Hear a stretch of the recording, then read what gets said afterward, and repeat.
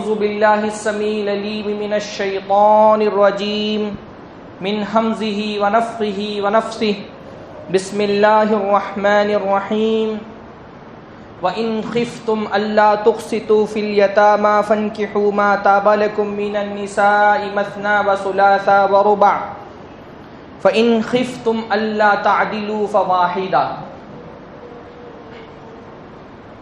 سب سے پہلے ہر طرح کی حمد و ثنا، عظمت اور بزرگی، کبریائی اور بڑائی اللہ رب العزت کے لیے لائق اور زیبا ہے، جس کی نعمتیں بے شمار ہیں، جس کے احسانات انگنت ہیں، جس کا بہت بڑا احسان ہے کہ اس نے ہم کو مسلمان بنایا، اپنے واحد مقبول دین اسلام کا پیروکار بنایا، جس کی صفات، خوبیاں، کمالات، عظمتیں بے شمار ہیں۔ اللہ تعالیٰ کی بے شمار صفات میں سے، بے شمار کمالات میں سے اللہ تعالیٰ کا ایک کمال یہ ہے کہ اللہ تعالیٰ حکیم ہے، حکمت والا ہے، اور اللہ رب العالمین کیونکہ حکمت والا ہے تو اس کا ہر حکم بھی لازماً حکمت پر ہی مبنی ہوتا ہے۔ کبھی ایسا ہوتا ہے کہ اللہ تعالیٰ کے حکم کی حکمت ہمارے سمجھ میں آ جاتی ہے، اور کبھی ایسا ہوتا ہے کہ اللہ تعالیٰ کے کسی حکم کی حکمت تک ہم نہیں پہنچ پاتے۔ لیکن ایک مسلمان ہونے کی حیثیت سے ہمارا یہ ایمان ہے، ہمارا یہ عقیدہ ہے کہ اللہ رب العالمین نے جو شریعت نازل کی ہے، اس شریعت میں اللہ تعالیٰ نے جو بھی احکام رکھے ہیں وہ احکام بہرحال انسانوں کے حق میں مفید ہے، انسانی معاشرے کے حق میں مفید ہے، افراد کے بھی حق میں مفید ہے، اور اجتماعیت کے حق میں بھی مفید ہے۔ اس میں کسی بھی مسلمان کو ذرہ برابر شک نہیں ہونا چاہیے، اور میں یہ سمجھتا ہوں کہ آپ میں سے ہر کوئی اس کا کامل عقیدہ اپنے دل کے اندر رکھتا ہوگا کہ اللہ نے جو بھی حکم نازل کیا ہے وہ حکم بہرحال ہمارے لیے مفید ہے، ہمارے معاشرے کی، ہمارے افراد کی ضرورت ہے۔ کبھی ایسا ہوتا ہے کہ اس حکم کی حکمتوں کو ہم سمجھ لے جاتے ہیں، ہم سمجھ پاتے ہیں کہ اللہ تعالیٰ نے فلاں حکم کیوں رکھا ہے، سود کیوں حرام قرار دیا ہے، نکاح کو کیوں مستحب قرار دیا ہے، میراث کی تقسیم ایسی کیوں رکھی ہے۔ کبھی ایسا ہوتا ہے کہ ان حکم کی حکمتوں کو ہماری عقل پہچان لیتی ہے، اور کبھی ایسا بھی ہو سکتا ہے کہ کسی شخص کی عقل اس مقام تک نہ پہنچ پائے، لیکن اگر ہماری عقل کو اللہ تعالیٰ کی شریعت کا کوئی حکم سمجھ میں نہیں آ رہا، اس کا یہ مطلب نہیں ہے کہ ہم کو اجازت ہے کہ ہم اس حکم کا انکار کر دیں۔ عقل کو حکمتیں سمجھ میں بھی نہ آئے تو بھی اللہ تعالیٰ پر ایمان رکھنے کا تقاضا یہ ہے کہ ہم یہ مانیں کہ یہ شریعت کا حکم ہے اور یہ بہرحال ہمارے معاشرے اور سماج کی ضرورت ہے۔ اتنی بات تو سمجھ میں آ گئی انشاءاللہ تعالیٰ۔ ایک مسلمان ہونے کی حیثیت سے یہ عقیدہ ہمارا ہونا چاہیے۔ یہ تمہید اصل میں نے اس لیے باندھی ہے کیونکہ آج مجھے ایک ذرا سا حساس موضوع پہ خطاب کرنا ہے۔ حساس موضوع اس لیے بھی ضروری ہے کہ جمعہ کے خطبے میں لوگوں کو نیندیں آنے لگتی ہیں، لوگ اونگنے لگتے ہیں، تو موضوعات ایسے ہونے چاہیے کہ کم سے کم آپ کی نیندیں اڑی رہیں جب تک کہ خطاب ہوتا رہے۔ وہ حساس موضوع ہے دوسری شادی، دوسرا نکاح، نکاح ثانی، ایک سے زیادہ شادیاں، تعدد ازدواج، جس کو تعدد عربی میں اس کو تعدد کہتے ہیں۔ سب سے پہلا سوال تو یہ پیدا ہوتا ہے اتنے سارے مسائل ہیں امت کے، تو ان سارے مسائل کو چھوڑ کر کے اس موضوع پر خطاب کی کیا ضرورت پیش آ گئی؟ کیا اس موضوع پر گفتگو کرنا ضروری ہے؟ اور بھی تو امت کے بہت سارے مسائل ہیں، عقیدے کے، اخلاق کے، معاملات کے، سیاست کے، ساری چیزوں کو چھوڑ کر کے اس موضوع پہ خطاب کرنا کیوں ضروری ہے؟ ایک سوال پیدا ہوتا ہے ذہن میں لوگوں کے کہ یہ موضوع، حالانکہ یہ کہا جاتا ہے کہ یہ مردوں کا بہت پسندیدہ موضوع ہے، لیکن حقیقی صورتحال یہ ہے کہ ہماری مساجد میں عام طور پہ ہمارے دروس میں باقاعدہ اس موضوع کو گفتگو کا عنوان نہیں بنایا جاتا، ایسا کم ہوتا ہے۔ باقی تو دنیا کے کسی بھی موضوع پہ آپ بات کریں تو اس کے مقابلے میں کچھ اور موضوعات پیش کر کے کہا جا سکتا ہے کہ آپ اس کے بجائے اس موضوع پہ کیوں نہیں بول رہے ہیں۔ تو جو بہت سارے موضوعات جن پر گفتگو کرنا ضروری ہے اس میں سے ایک موضوع یہ بھی ہے، تعدد کا موضوع، ایک سے زیادہ شادیوں کا موضوع۔ اس پر گفتگو کرنا کیوں ضروری ہے؟ بنیادی طور پر فی الوقت میرے پاس 3 اسباب ہیں اس موضوع پر گفتگو کرنے کے۔ پہلا اور واضح اور بالکل کلیئر سبب تو یہ ہے کہ ذرا سا مردوں کے دل سے دوسری شادی کا خوف نکالا جائے، یہ جو خوف پہلی بیویوں کا طاری ہے، یہ جو اندیشے دوسری شادیوں کے حوالے سے ہیں، اس کو ذرا کلیئر کیا جائے اور ایسے مجاہد بہادر مردوں کو تیار کیا جائے ہمارے سامعین میں جو ہمت کر کے دوسری شادی کے لیے اقدام کریں۔ دل میں کم از کم اگر ارادہ نہیں تو حوصلہ، ہمت، کم از کم شوق بیدار کیا جائے دوسری شادی کا۔ دوسرا سبب اس موضوع کو منتخب کرنے کا یہ کہ چلیں آپ کے حالات مان لیجئے ایسے نہیں ہیں کہ آپ دوسری نکاح کا اقدام کر سکیں، ایک مسلمان ہونے کی حیثیت سے، خاص طور پہ ایک مسلمان داعی ہونے کی حیثیت سے یہ بہت ضروری ہے کہ ہم اسلام کے ان احکام کی حکمتوں کا اور اسلام کے ان احکام کی شرطوں اور احکام کا اچھے سے فہم رکھیں جن پر بہت زیادہ اعتراضات ہوتے ہیں۔ چلیے ہم کو دوسری شادی نہیں کرنی، نہ میں یہ سمجھتا ہوں کہ میرے خطبے کے بعد بہت سارے لوگ دوسری شادی کے لیے تیار ہو جائیں گے، لیکن کم از کم اسلام کا دفاع، اسلام کو ڈیفینس کرنا یہ ہر مسلمان کی ذمہ داری ہے۔ لہذا ہم کو عملی سطح پر نہیں تو کم از کم علمی سطح پر اس کے لیے تیار رہنا چاہیے کہ کبھی ہمارے سامنے کوئی کافر، کوئی غیر مسلم، کوئی دین کا نہ جاننے والا اگر اسلام کی اس حکم پر اعتراض کرے کہ اسلام نے عورتوں پہ بڑا ظلم کیا ہے کہ اس میں دوسری شادی کی اجازت دے دی ہے، تو ایک داعی ہونے کی حیثیت سے، یا وہ خواتین جو دین کا علم حاصل کر رہی ہیں ایک داعیہ ہونے کی حیثیت سے، ایک مسلمان ہونے کی حیثیت سے اتنا تو پاور ہمارے پاس ہونا چاہیے کہ اگر اسلام کے کسی حکم پر اعتراض ہو رہا ہو تو ہم اس کا جواب دے سکیں۔ عملی سطح پر آپ اقدام نہیں کر سکتے، علمی سطح پر ڈیفینس تو کر سکتے ہیں۔ اور آپ یہ جانتے ہیں کہ شریعت کے جن احکام کو بہت زیادہ الزام لگانے والوں کی طرف سے، اعتراضات کرنے والوں کی طرف سے نشانہ بنایا جاتا ہے، اس میں سے ایک حکم ایک سے زائد شادیوں کا بھی ہے، اس پہ بہت اعتراضات ہوتے ہیں۔ تو ایک داعی ہونے کی حیثیت سے ہم کو کم از کم یہ پتہ ہونا چاہیے کہ شریعت نے ہمارے دین کے اندر اللہ رب العالمین نے یہ حکم کیوں رکھا ہے، یہ دوسری وجہ ہے۔ اور تیسری وجہ یہ ہے کہ ہمارے معاشرے میں جو حضرات ہمت کر کے، بہادری دکھا کر کے، خوف کو پرے ڈال کر کے دوسرا نکاح کر لیتے ہیں، ہمارا معاشرہ ان کو بدکار لوگوں، زناکار لوگوں سے بھی زیادہ بری نگاہ سے دیکھتا ہے۔ ان کا ڈیفینس کرنا، ان کی اسٹیٹس کو کلیئر کرنا، ان کا حوصلہ بڑھانا، ان کی ہمت باندھنا، یہ بھی آج کے وقت کی بہت بڑی ضرورت ہے۔ تو یہ تین وجوہات ہیں جن کی وجہ سے یہ موضوع میں نے منتخب کیا ہے۔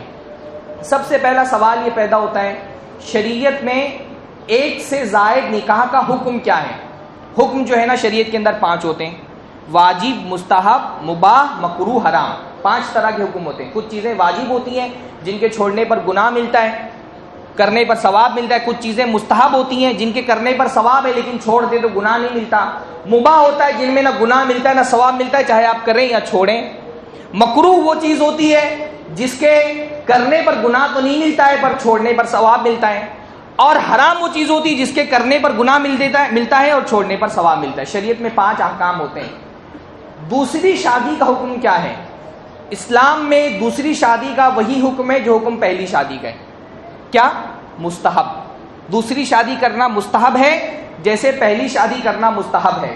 مستحب کا مطلب کوئی اگر دوسری شادی کرے گا انشاءاللہ تعالی اس کو ثواب ملے گا۔ کیوں ملے گا میں آگے انشاءاللہ تعالی بتاتا ہوں۔ کوئی دوسری شادی کرے گا انشاءاللہ تعالی اس کو ثواب ملے گا، اور ثواب ملنے کے بہت سارے راستے اس کے لیے کھل جائیں گے۔ نہیں کرے گا تو انشاءاللہ تعالی گناہ نہیں ملے گا۔ اگر کر لے گا تو ثواب ملے گا، نہیں کرے گا تو گناہ نہیں ملے گا۔ یہی حکم پہلی شادی کا بھی ہے۔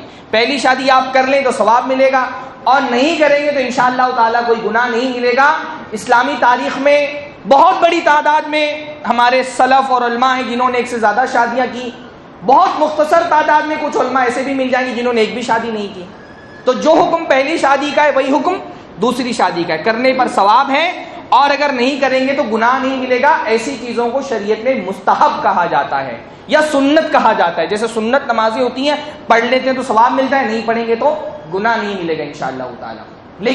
لیکن اگر کسی شخص کو اس بات کا خوف ہو کہ وہ دوسری شادی نہیں کرے گا تو اپنی عزت کی حفاظت نہیں کر پائے گا، زنا میں ملوث ہو جائے گا، گناہ میں ملوث ہو جائے گا، اپنی آنکھوں کی حفاظت نہیں کر پائے گا، اپنے ہاتھوں کو زنا سے نہیں بچا پائے گا، اپنی زبان کو زنا سے نہیں بچا پائے گا، کیونکہ زنا صرف شرمگاہ کا نہیں ہوتا۔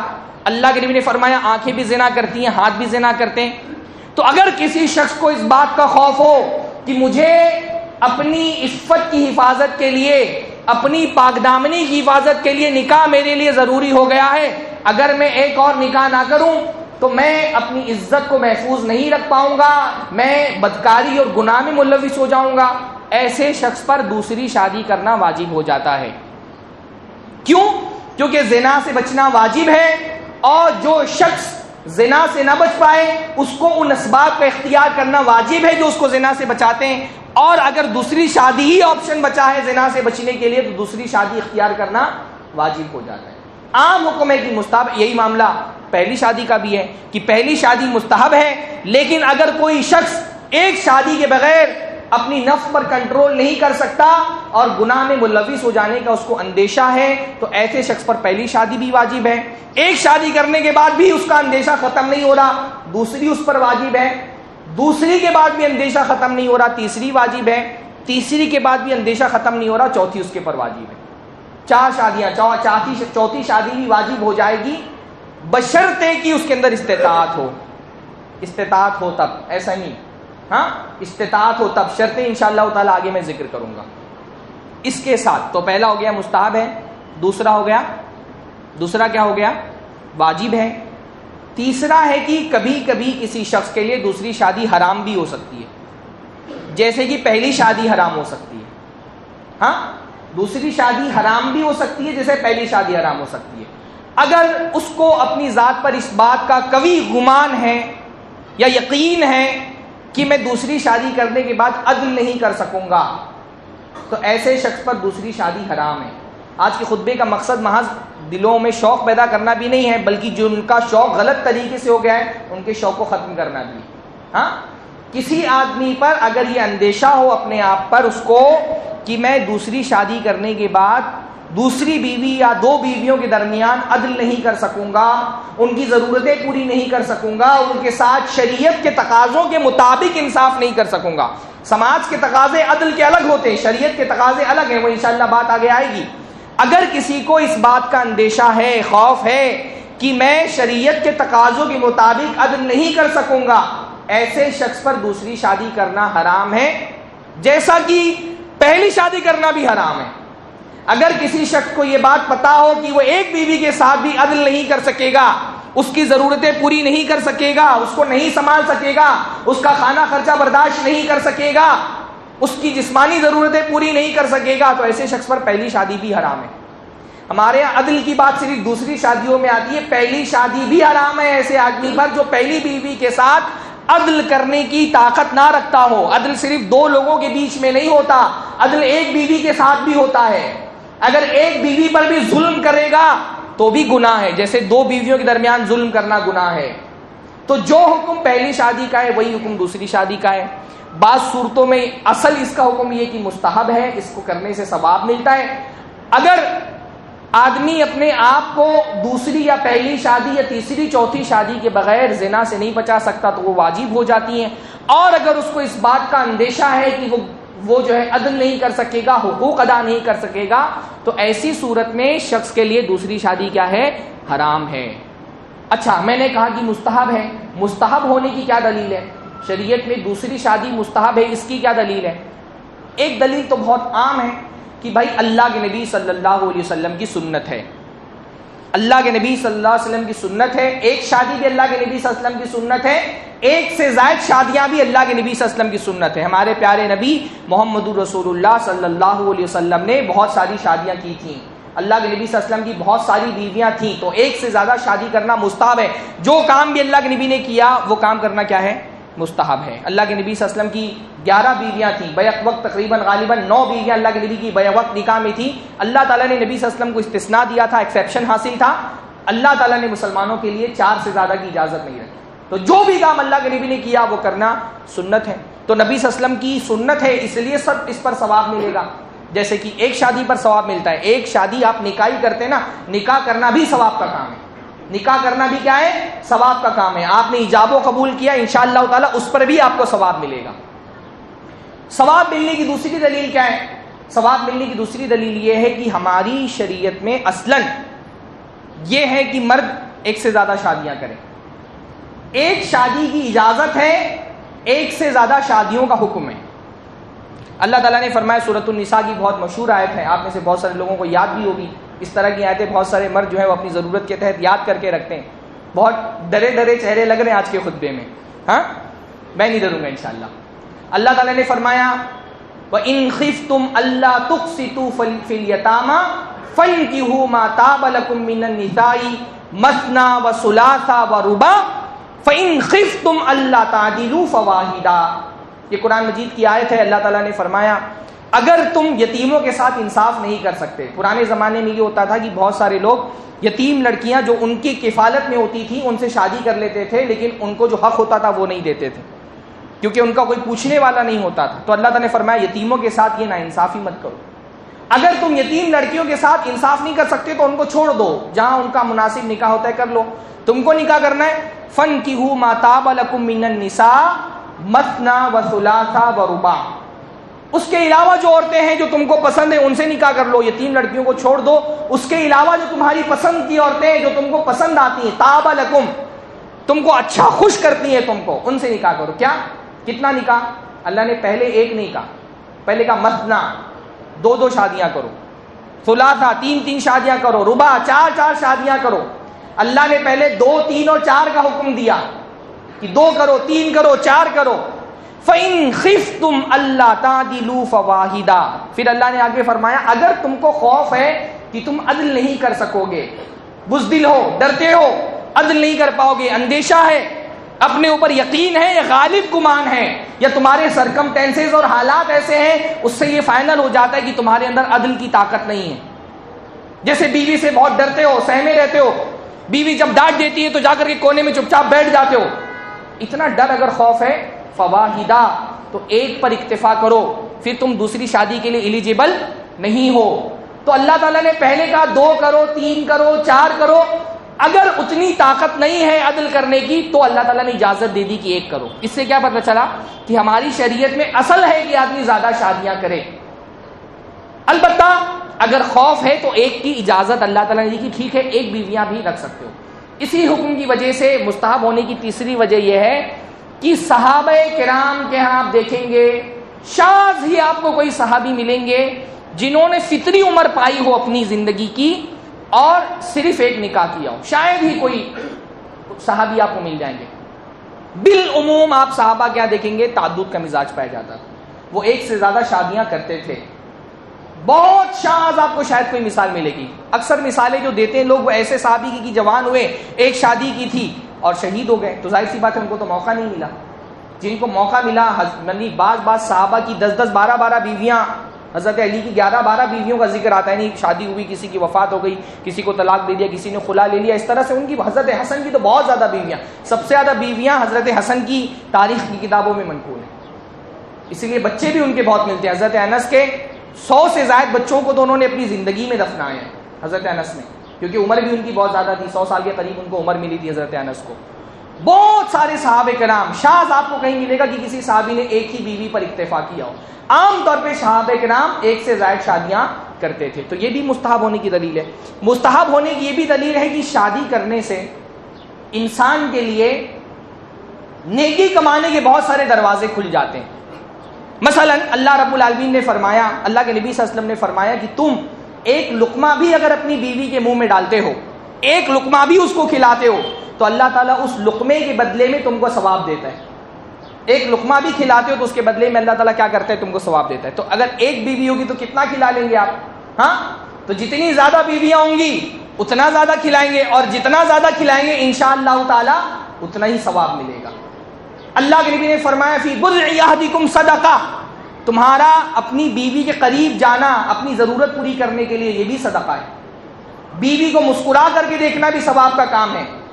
بیوی کا گھر میں تعاون کر کے دے دینا یہ بھی ثواب کا کام ہے. اب جتنی زیادہ بیویاں ہوں گی اس کے ساتھ اتنا ہی زیادہ حسن سلوک ہوگا، اتنے ہی اچھے اخلاق سے آپ پیش آئیں گے، اتنا ہی اس کے اوپر مال خرچ کریں گے، اتنا ہی انشاءاللہ تعالی ثواب میں اضافہ ہوتا رہے گا.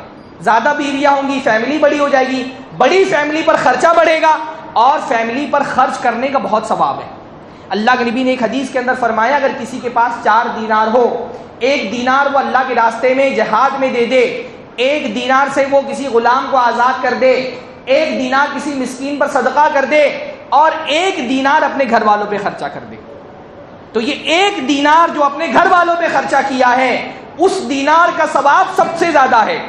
جہاد میں جو پیسہ دیا تھا اس سے زیادہ ثواب اپنے اہل و عیال پہ خرچ کرنے والے پیسے پہ ملے گا۔ غلام آزاد کرایا تھا اس پیسے سے زیادہ ثواب اپنے گھر پہ جو خرچہ کیا اس پر ملے گا۔ مسکین کو صدقہ کیا تھا، مسکین کو دینے سے زیادہ ثواب اس پیسے پر ملتا ہے جو آپ اپنے گھر والوں پہ خرچہ کرتے ہیں۔ تو آپ سوچئے ایک فیملی کا اگر مان لیجئے کہ عام طور پہ ہمارے یہاں 30,000 مان لیجئے ایک فیملی سنبھالنے کے لیے ماہانہ خرچہ ہے، تو 4 بیویاں ہیں تو خرچہ بڑھ گیا۔ خرچہ بڑھ گیا تو صرف ٹینشن نہیں بڑھا، ٹینشن بڑھنے کے ساتھ ثواب بھی بڑھ گیا، آپ کا ثواب بھی آپ کا بڑھ جائے گا، جتنی بڑی فیملی اتنا زیادہ خرچہ۔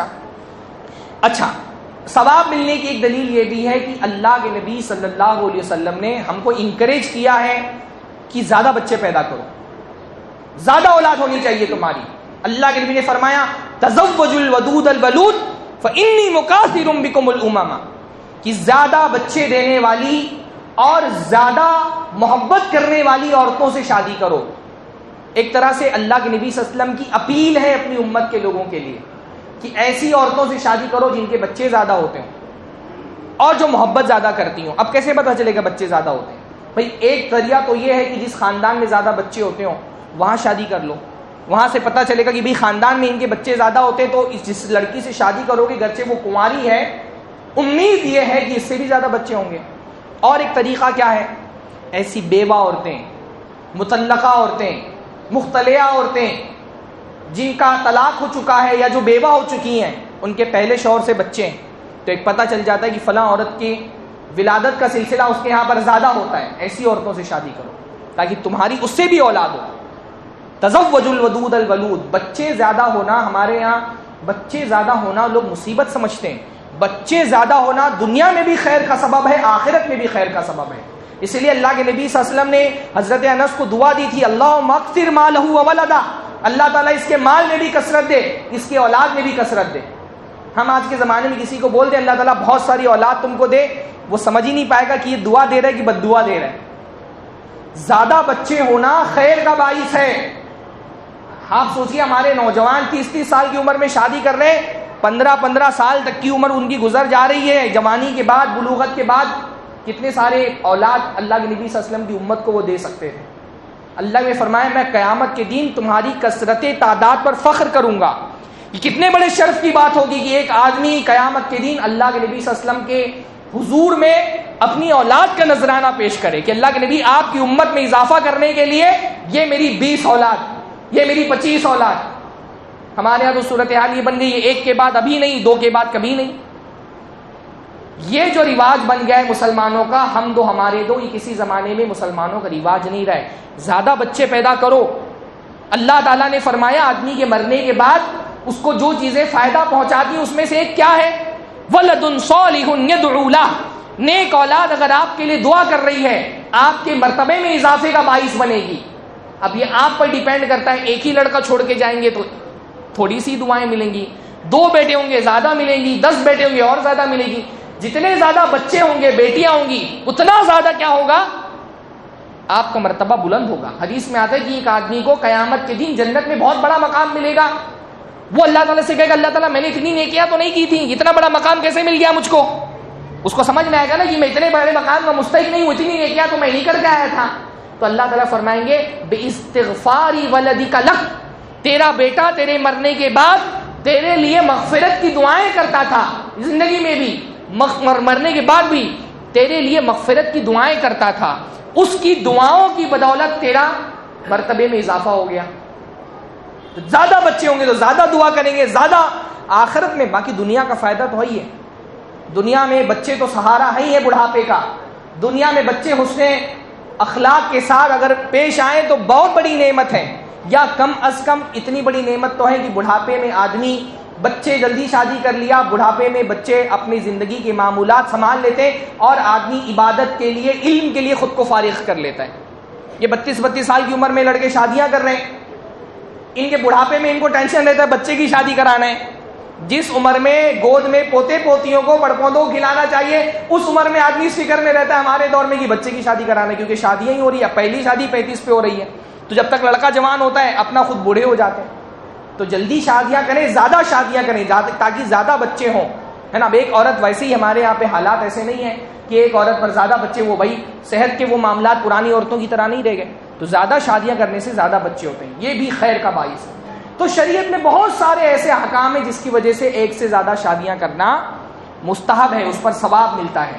اور شریعت میں بہت ساری حکمتیں ہیں. اللہ تعالیٰ نے اگر کوئی حکم رکھا نا، اچھا حکم کی بات آ گئی، حکم کے ساتھ ایک بات یہ بھی یاد رکھیں، میں نے کہا کہ دوسری شادی مستحب ہے، لیکن اگر کوئی شخص دوسری شادی کو ناپسند کرتا ہے، اس کی مخالفت کرتا ہے، اور وہ یہ سمجھتا ہے کہ دین کے اندر یہ غلط حکم آ گیا، دوسری شادی معاشرے کے لیے بہتر چیز نہیں ہے، اگر کوئی شخص یا کوئی عورت دوسری شادی کو بطور دین ناپسند کرتی ہے، وہ کافر ہے، کفر ہے. وہ تکفیر والی بحث یاد ہوگی آپ کو پچھلے خطبے میں، تکفیر مطلق، تکفیر مقید. میں نہیں کہہ رہا کہ پرٹیکولر کسی عورت کو آپ بول دیں کہ آپ کافر ہو گئی، لیکن عمومی حکم کیا ہے؟ اللہ کی شریعت میں کسی بھی حکم کو ناپسند کرنا کیا ہے؟ کفر ہے. کیونکہ دوسری شادی کا حکم ہماری شریعت کا حصہ ہے. کم از کم خواتین کو اس بات کا خیال رکھنا ضروری ہے، بھائی آپ اپنے شوہر کے بارے میں نہیں چاہتے کہ وہ دوسری شادی کرے، آپ ان کو اپنے طور پہ کنونس کر سکتی ہیں، لیکن آپ یہ بولیں دوسری شادی بری چیز ہے، ناپسندیدہ ہے، اس سے کراہت کا اظہار کریں، ایسی عورت اور ایسا مرد جو دوسری شادی کا مخالف ہو وہ کافر ہو جائے گا. کیونکہ شریعت کے کسی بھی حکم کو، چاہے وہ مستحب ہی کیوں نہ ہو، اس کو ناپسند کرنا کفر ہے. داڑھی آپ نہیں رکھتے آپ کو گناہ ملے گا، پر اگر آپ داڑھی کو ناپسند کرتے ہیں، اس کا مذاق اڑاتے ہیں، کافر ہو جائیں گے. آپ کوئی عورت حجاب نہیں کرتی، ٹھیک ہے گناہ ملے گا اس کو، ایک فرض کو چھوڑنے والی ہے، لیکن اگر کوئی حجاب کا مذاق اڑائے، حجاب کا انکار کرے، حجاب کی مخالفت کرے، حجاب کو ناپسندیدہ سمجھے، ایسی عورت اسلام سے خارج ہو جائے گی. اللہ نے فرمایا ذالک بانہم کرہوا ما انزل اللہ فاحبط اعمالہم، کیونکہ انہوں نے اللہ کے نازل کردہ حکم کو ناپسند کیا تو اللہ تعالیٰ نے ان کے سارے اعمال ضائع کر دیے. تو ایک ہوتا ہے طبی طور پہ عورت کو تکلیف ہونا، اس کا تقاضا تو عورت سے نہیں کیا جا سکتا کہ تمہارا شوہر شادی کرے تم کو تکلیف بھی نہیں ہونی چاہیے، تکلیف تو ہوگی، فطری غیرت ہے عورت کے اندر، کوئی بھی انسان اپنی حاصل ہوئی چیز کو بانٹنا نہیں چاہتا، عورت کو بھی غیرت ہوگی، تکلیف ہوگی، تکلیف نہ ہو اس کا تقاضا تو عورتوں سے نہیں کر سکتے، پر آپ دوسری شادی کو سرے سے ناپسند کرنے لگے، ایسی عورت کافر ہو جائے گی. شریعت میں اللہ تعالیٰ نے دوسری شادی کا حکم رکھا ہے، اس کی حکمتیں ہیں، ایسے اللہ تعالیٰ نے حکم نہیں رکھا. اللہ تعالیٰ انسانی معاشرے اور سماج کو ہم سے زیادہ بہتر سمجھتا ہے، اللہ تعالیٰ جانتا ہے ہمارے لیے کیا بہتر ہے. اللہ تعالیٰ کیونکہ جانتا تھا ایک سے زیادہ شادیاں بہتر ہیں، اسی لیے اللہ تعالیٰ نے یہ حکم رکھا ہے. سب سے بڑی حکمت دوسری شادیوں کی یہ ہے کہ معاشرے میں ہر عورت کو ایک شوہر ملے. اسلام میں دوسری شادی کا حکم اس لیے نہیں ہے کہ ہر آدمی کو 2 بیویاں ہوں، اور ایسا ہوگا بھی نہیں. اسلام میں دوسری شادی کا حکم اس لیے ہے تاکہ ہر عورت کا ایک شوہر ہو، کیونکہ فطری طور پہ معاشرے میں صورتحال یہ ہوتی ہے کہ عورتوں کی آبادی کا تناسب مردوں کی آبادی کے تناسب سے کم ہوتا ہے. آبادی مردوں کی کم ہوتی ہے، عورتوں کی آبادی معاشرے کے اندر، سماج کے اندر زیادہ ہوتی ہے اگر اس کو فطری طور پہ بڑھنے دیا جائے. ہندوستان میں، چائنا میں، ان ملکوں میں بہت ساری کمیونٹیز میں لڑکیوں کا جو سیکس ریشیو جس کو ہم کہتے ہیں، لڑکیوں کی آبادی کا تناسب کم ہے، مردوں کا زیادہ ہے، لیکن یہ فطری نہیں ہے. کیوں فطری نہیں ہے؟ کیونکہ ہندوستان کے اندر بہت بڑے پیمانے پر لڑکیوں کا پیٹ میں جب جانچ کرتے ہیں سونوگرافی کر کے، اور پتہ چلتا ہے کہ پیٹ میں جو جنین ہے وہ کسی بچی کا ہے اور کوئی بیٹی پیدا ہونے والی ہے، اس کو پیٹ ہی میں قتل کر دیتے ہیں. اور یہ بہت زیادہ ہندوستان کے اندر، ہریانہ اور پنجاب وغیرہ کی صورتحال تو یہ ہے کہ کہیں کہیں پر 700 لڑکیوں پر 1000 مرد ہیں. اتنا زیادہ تناسب میں فرق آ گیا ہے. کرائسس کی صورت اختیار کر گئی، کیونکہ اس علاقے میں، ان علاقوں میں جہیز کا بہت رواج ہے، اور جہیز کی وجہ بھی معاشرے میں دوسری شادی نہیں ہونا، انشاءاللہ آگے میں بتاؤں گا. جہیز کا بہت رواج ہے، باپ ڈرتا ہے میرے گھر میں بیٹی ہو جائے گی، 5 لاکھ کا انتظام میں کہاں کروں گا، 10 لاکھ کا انتظام کیسے کروں گا. تو جو ابارشن سینٹر ہوتے ہیں وہاں پر اس کے باہر بورڈ لگا ہوا ہوتا ہے، اب تو شاید انلیگل کر دیا گیا ہے، بہت زیادہ اس کے خلاف قانونی کارروائیاں ہو رہی، تو کھلے عام نہیں ہو رہا، ورنہ باقاعدہ بورڈ لگا ہوا ہوتا تھا 5,000 خرچہ کرو 5 لاکھ بچاؤ، ایبارشن پہ 5,000 خرچہ کر دو، جہیز میں جو 5 لاکھ دینے ہیں وہ تمہارے بچ جائیں گے. یہ صورتحال تھی. اس لیے ہندوستان میں ان کمیونٹیز میں جہاں بچیوں کو پیدا ہونے سے پہلے یا بہت ساری جگہوں پر پیدا ہونے کے بعد قتل کر دیا جاتا ہے، گیلے ٹاول میں لپیٹ دیا جاتا ہے، نیمونیا ہو جاتا ہے، بچی کو مر جاتی ہے اور قتل رپورٹ نہیں ہوتا کیونکہ اس کو جان بوجھ کر کوئی ثبوت نہیں دے سکتا کہ اس کو مارا گیا ہے. اس کو شراب کی بوتلیں میں پلا دیا جاتا ہے، ڈائریا ہو جاتا ہے، مر جاتی ہے، لیکن رپورٹ نہیں ہوتا کیونکہ اس کو قتل واضح طور پہ کوئی بتا نہیں سکتا ہے. پیدا ہونے کے بعد ایون بعض پٹینشن بعض لوگوں نے پنجاب ہائی کورٹ میں داخل کری کہ میری 5 بچیاں ہیں، مجھے اجازت دو کہ میں 2 کو قتل کر دوں کیونکہ میں ان کا جہیز کا خرچ برداشت نہیں کر سکتا. ہندوستان میں ان کمیونٹیز میں لڑکیوں کی تعداد کم ہے آبادی کے اعتبار سے جہاں پر لڑکیوں کو قتل کرنے کا رواج ہے، ورنہ عام صورتحال آپ یورپین کنٹریز میں دیکھ لیں، امریکہ میں دیکھ لیں، عورتوں کی تعداد ان کی آبادی کا تناسب مردوں سے زیادہ ہے. کیوں زیادہ ہے؟ کیونکہ عام طور پہ عورتیں زیادہ 5% عورتیں زیادہ پیدا ہوتی ہیں، لڑکیوں کی پیدائش لڑکوں سے 5% زیادہ ہے. پھر جیسے جیسے عمر بڑھتی جاتی ہے لڑکوں کی موت زیادہ ہوتی ہے لڑکی کو بنسبت. بچوں کو پیدا ہونے کے بعد جو بیماریاں ہوتی ہیں، الگ الگ امراض ہوتے ہیں، اس میں لڑکوں کی موت زیادہ ہوتی ہے لڑکیوں کی بنسبت. کیونکہ آپ لوگ جانتے ہوں گے سائنٹیفکلی کیا ہے، عورت کا جو امیونٹی پاور ہوتا ہے وہ زیادہ ہوتا ہے، بیماریوں سے لڑنے کی طاقت لڑکیوں میں زیادہ ہوتی ہے لڑکوں کی بنسبت. آپ نے بہت ساری جگہوں پہ سنا ہوگا کہ ڈاکٹر بولتا ہے کہ یہ لڑکی تھی اس لیے بچ گئی، لڑکا ہوتا تو مر چکا ہوتا. لڑکی عام طور پہ، لڑکے جو ہیں وہ پیدائش کے بعد زیادہ مرتے ہیں. حادثات میں، روڈ ایکسیڈنٹ میں لڑکوں کی موت زیادہ ہوتی ہے، ہارٹ اٹیک سے مردوں کی موت زیادہ ہوتی ہے، تمباکو سے ہر سال لاکھوں کی تعداد میں لوگ مرتے ہیں. اور آپ جانتے ہیں کہ تمباکو کھانے والے کون ہوتے ہیں ہمارے معاشرے میں؟ زیادہ تر سگریٹ پینے والے، تمباکو کھانے والے. تمباکو سے کینسر سے جو موتیں ہوتی ہیں وہ مردوں کی ہوتی ہے، جنگوں میں جو موتیں ہوتی ہیں وہ مردوں کی ہوتی ہے، لڑائیوں میں جو قتل و غارت گیری ہوتی ہے اس میں کون عام طور پہ مارے جاتے ہیں؟ مرد مارے جاتے ہیں. تو ویسے بھی موت جو ہے وہ موت جیسے جیسے عمر بڑھتی جاتی ہے مردوں کی موت کم ہوتی ہے معاشرے کے اندر، عورتوں کی موتیں، مردوں کی موت زیادہ ہوتی ہے، عورتوں کی موتیں کم ہوتی ہیں. پھر اس کے بعد جو زندہ مرد بھی ہوتے ہیں اس میں بہت بڑی تعداد میں ایسے مرد ہوتے ہیں جو زندہ ہونے کے باوجود ازدواجی تعلق قائم کرنے کے لائق نہیں ہوتے، نامرد ہوتے ہیں، جنسی قوت ان کے اندر نہیں ہوتی ہے. ابھی ہمارے زمانے میں تو بہت سارے کیسز ایسے آتے ہیں، خلا کے پتہ چلتا ہے کہ شادی ہوئی تھی، لڑکی کو پتہ چلا کہ وہ لڑکا کسی لائق نہیں ہے، خلا ہو جا رہا ہے. تو بہت بڑی تعداد میں مرد ایسے ہوتے ہیں جو جنسی طاقت ان کے اندر نہیں ہوتی، وہ بھی شادی کے لیے ایلیجیبل نہیں ہوتے. بہت بڑی تعداد میں ہندوستان میں دیکھیں مرد جو ہے وہ باہر کنٹریز میں ہوتے ہیں شادی کے بغیر، یا باہر شادیاں کر لیتے ہیں.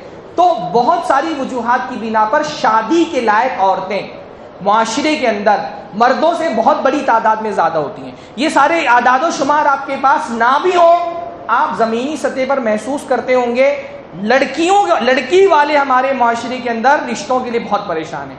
آپ کو لڑکے والے ایسے پریشان نہیں دکھیں گے. ہم لوگ بعض ایک گروپ چلاتے ہیں نکاح کے، ایک میرا اندازہ ہے تقریباً 40 لڑکیوں کے بایو ڈاٹا پر ایک لڑکے کا بایو ڈاٹا آتا ہے.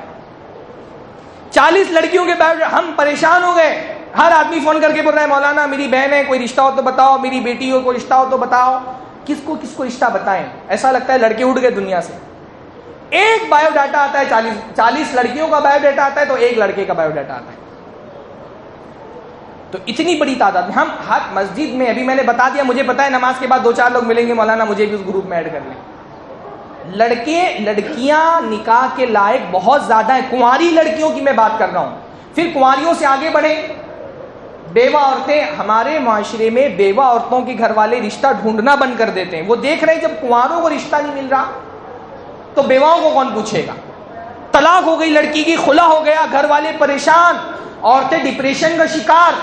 چلیے کم سے کم جو ہے وہ کنواری لڑکیوں کا تو ہمارے معاشرے میں ایک سہارا ہوتا ہے کہ جب تک شادی نہیں ہوگی باپ اور بھائی یہ سمجھتے ہیں ہماری ذمہ داری ہے. بہت ساری لڑکیاں 25-30 کراس کر دیتی ہیں. 25 کراس کرنے کے بعد نارمل رشتے ملنے کی امید بہت کم ہو جاتی ہے. تو کنواریوں کا پھر بھی ایک سہارا ہوتا ہے کہ اپنے گھر میں. لیکن جو لڑکی بیوہ ہو جاتی ہے، کیونکہ ہمارے معاشرے میں ذہنیت یہ ہے لڑکی کی شادی کر دی لوگ سمجھتے ہیں کہ رشتہ ختم، ہاں پرایا دھن سمجھ کر کے دے دیتے ہیں. اب اس کے بعد اس کو طلاق ہو، خلا ہو، بیوہ ہو جائے، وہ اگر واپس گھر میں آ جائے گھر والوں کو یہ لگتا ہے کہ یہ بوجھ ہے گھر کے اندر، اس کو بھی لگتا ہے کہ میں بوجھ ہوں، حالانکہ لڑکی بوجھ نہیں ہوتی، لڑکی کوئی پرایا دھن نہیں ہے، یہ مسلمانوں کا کانسیپٹ نہیں ہے۔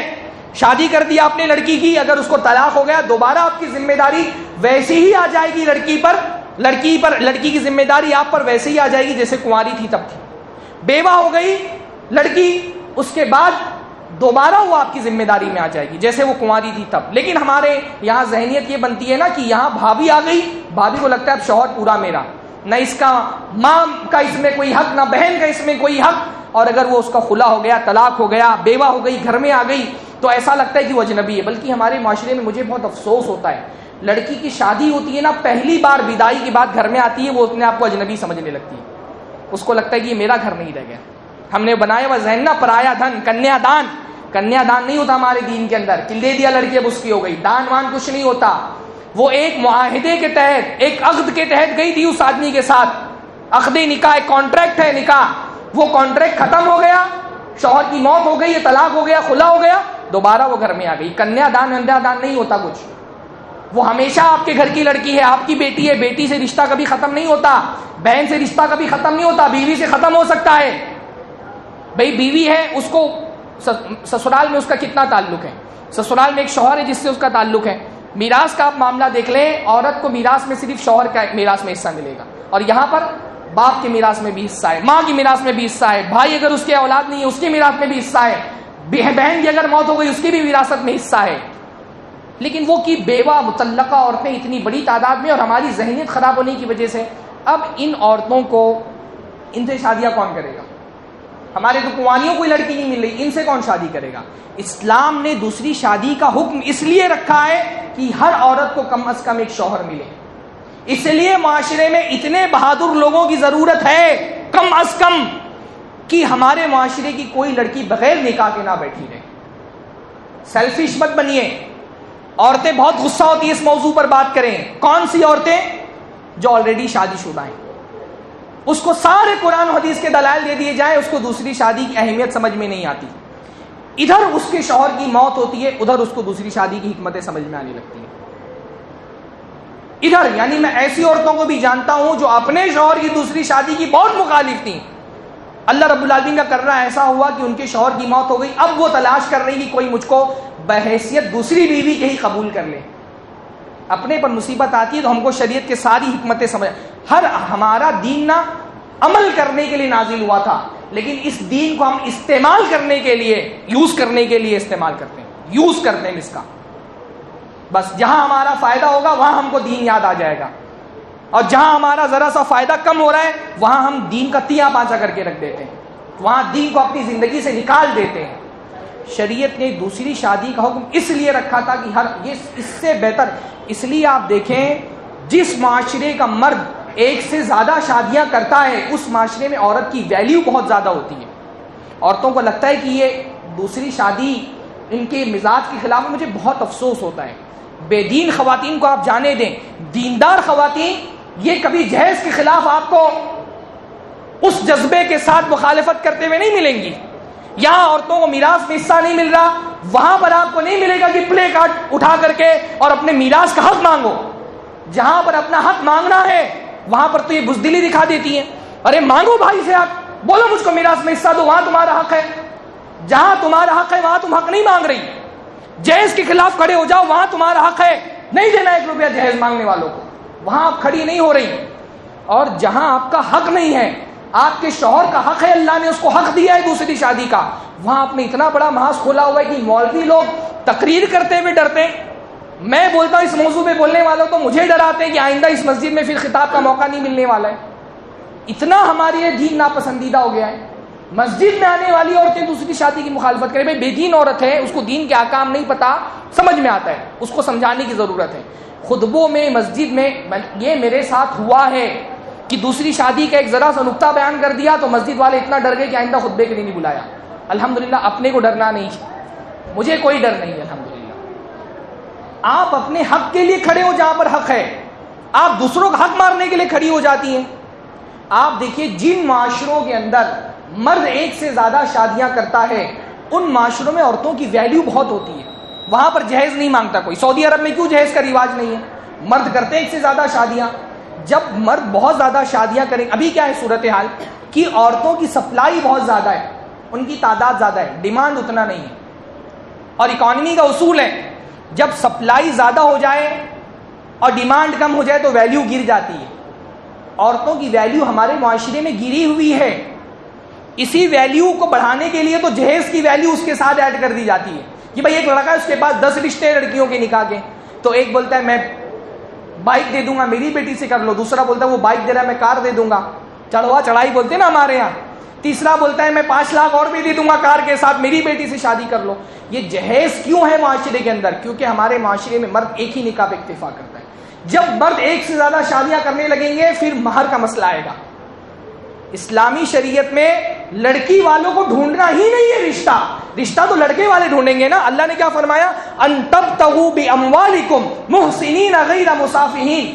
شادیاں کرنے میں مرد مال لے کر کے تلاش کرے گا کہ مجھے کوئی اپنی بیٹی دے دو, لڑکی والے نہیں تلاش کرتے. اسلامی شریعت میں اللہ کے نبی کے زمانے میں بیوہ عورتیں, مطلقہ عورتیں, ان کو لوگ گڑ گڑا کے بولتے تھے مجھ سے شادی کر لو. حضرت فاطمہ بنت قیس کو طلاق ہوا, 3 رشتے آئے. حضرت معاویہ نے رشتہ بھیجا اور ایک اور صفوان نے رشتہ بھیجا. حضرت زید کا رشتہ خود اللہ کے نبی صلی اللہ علیہ وسلم نے دیا. 3 رشتے آ رہے ہیں طلاق ہونے کے فوراً بعد. اس لیے آپ ایک حدیث کے اندر ایک الفاظ جو علماء وہ بہت پڑھتے ہوں گے کہ جیسے ہی عدت ختم ہوتی تھی, حدیث میں آتا ہے تزینت لخطابھا, عدت ختم ہوئی عورت زینت کرنے لگتی تھی خطبہ دینے والوں کے لیے. اتنا زیادہ عورت کی ویلیو تھی, طلاق کے بعد, رجعی طلاق کے بعد لوگ خطبہ دینا شروع کر دیتے تھے. اللہ تعالیٰ کو قرآن مجید میں منع کرنا پڑا, بھائی عدت میں مت رشتے بھیجو, کم سے کم عدت تو اس کی کمپلیٹ ہو جانے دو. اتنی ویلیو طلاق شدہ مطلقہ بیوہ عورتوں کی ہوتی تھی. ہمارے معاشرے میں طلاق شدہ عورت کو کوئی پوچھتا تک نہیں ہے, اور وہ اللہ کی بندی وہ بھی کنواری کی تلاش میں رہتی ہے, اس کو بھی کنوارا ہی لڑکا چاہیے. یا کنواری لڑکیوں کو کنوارے لڑکے نہیں مل رہے.